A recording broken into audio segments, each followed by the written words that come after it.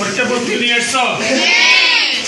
অষ্টম শ্রেণীর বাংলা এমসিকিউ আমি এক কথা একবার করছি, একসাথে একই দিনে পরীক্ষা দিব এবং এই পরীক্ষা যে প্রশ্নগুলো আমি জিজ্ঞাসা করবো এগুলো থেকে আশা করতেছি তোমাদের বার্ষিক পরীক্ষাও প্রায় প্রশ্নগুলো আসবে, কত দুই একটা মিস যাবে আর কি, প্রায়গুলোই কি এসে যাবে। এই জন্য এখান থেকে তোমরা ভালো প্রস্তুতি নিতে হবে এবং পরবর্তীতে এই ভিডিওগুলো ভালো করে দেখবা, শেয়ার কমেন্ট পাশাপাশি লাইক দিয়ে অন্যদেরকে দেখার সুযোগ করে দিবা, ঠিক আছে? বেশি বেশি করে দেখবা, নিজেদের মেধা শক্তি আরো বাড়াই নিবে, ঠিক আছে? তো প্রশ্ন আরম্ভ করতেছি নমুনা প্রশ্ন থেকে। সবাই দেখো, অষ্টম শ্রেণী বাংলা শুরু। অষ্টম পড়তে বলেছে অষ্টমের। অসংখ্য শব্দের প্রমিত উচ্চারণ কোনটি? প্রস্তুতি কম ছিল কি এত আজকাল কেন হইব? অঘোষ অল্প প্রাণ ধ্বনি কোনটি?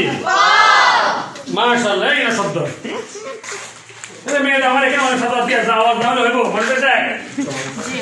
কেউ হারিয়ে গেলে কি করতে হয়? অপারেশন কদমতলী কার লেখার গল্প? মাকে ওরা বলে কবিতায় কোন অলকাটা কিসে নয় পড়েছে? ধ্বনি কম্পন মাত্রা অনুযায়ী ব্যঞ্জন ধ্বনি কত প্রকার? নদীর ঘাটে মানুষ কিভাবে নেমে আসছে? সাওয়ারি বলতে কাকে বোঝানো হয়েছে? একটা উদ্দীপক। মামুদা দাঁড়া, এই উদ্দীপকটা পড়ো। প্রশ্ন আমি জিজ্ঞাসা করবো, উদ্দীপকটা পড়ো। রমজান মিয়া জনদরদি জমিদার, তার কাছে সব ধর্মই সমান, তার বিশ্বাস মানুষের হৃদয় সব থেকে বড় ধর্মগ্রন্থ।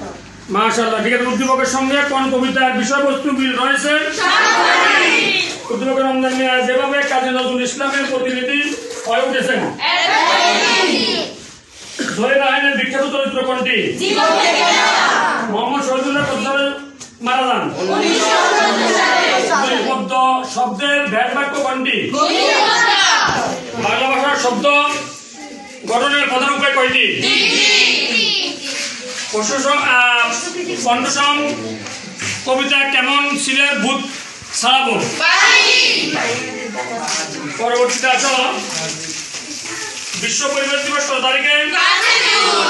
শিবির শব্দ অর্থ কি? মাকে ওরা বলে কবিতা চিঠিতে কিসে বাধা ছিল? উচ্চারণের স্থান অনুযায়ী ব্যঞ্জন ধ্বনি কত প্রকার? শব্দের সাথে শব্দ মিলিয়ে কি লেখা হয়? এস ওয়াজেদ আলী কোন শতকের লেখক? রহিম মাঠে ঘাস কাটে বাক্যের কোন অংশটি উদ্দেশ্য? সামনের গান বলতে কি বোঝানো হয়েছে?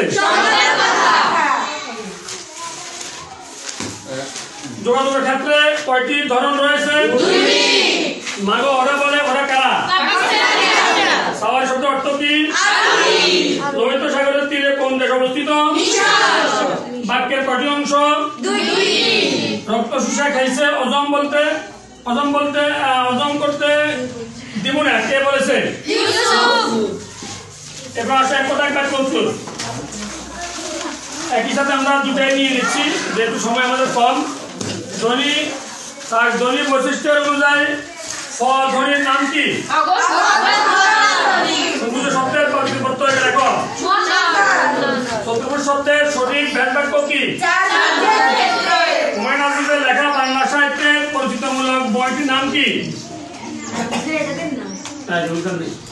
কম লাগে একটি বইটা কথাটা মগন করে।